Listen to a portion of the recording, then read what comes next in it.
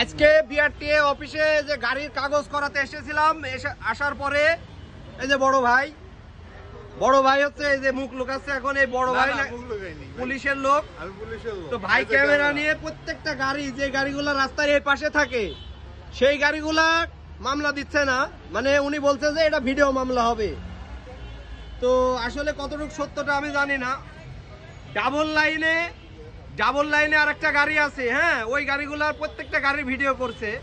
তো ভাই পুলিশের লোক বলছে, পরিচয় দিচ্ছে না, ভাই পুলিশের লোক বলছে।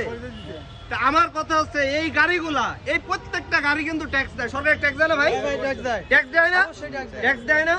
তো প্রত্যেকটা সরকারি ট্যাক্স দেওয়ার পরেও গাড়ি যদি রাস্তায় রাখতে না পারে, আর এই যে অটোগুলা কিন্তু ট্যাক্স দেয় না, ওইগুলার মামলা হচ্ছে না ভাই, কিন্তু এই গাড়ির মামলা হচ্ছে কেন এটা আমার জানতে চাই। ভাই আপনি এবার জবাব দেন।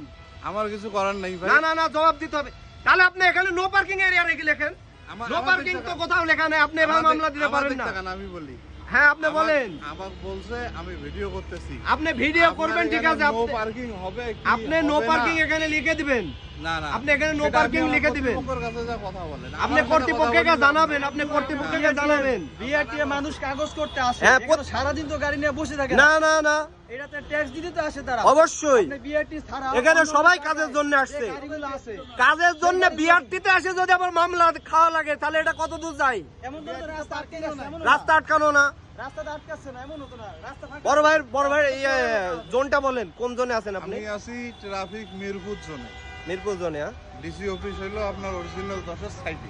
আচ্ছা ঠিক আছে। আরো কিছু আর কিছু জানার দরকার নাই, তবে আপনি ভিডিও মামলা দেয় গাড়িগুলো। হ্যাঁ এই যে গাড়িগুলা, এই যে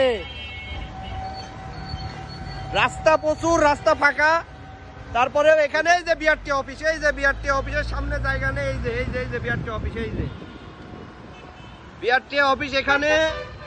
আর এখানে এই যে এক সাইডের গাড়ি উনি বলছে যে রাখা যাবে, যদি রাখা না যায় তাহলে কোনো গাড়ি রাখা যাবে না।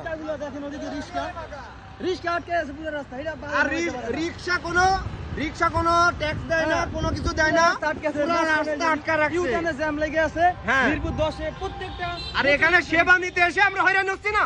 অবশ্যই। কি আমরা সেবা নিতে এসে হয়রানি হচ্ছি না?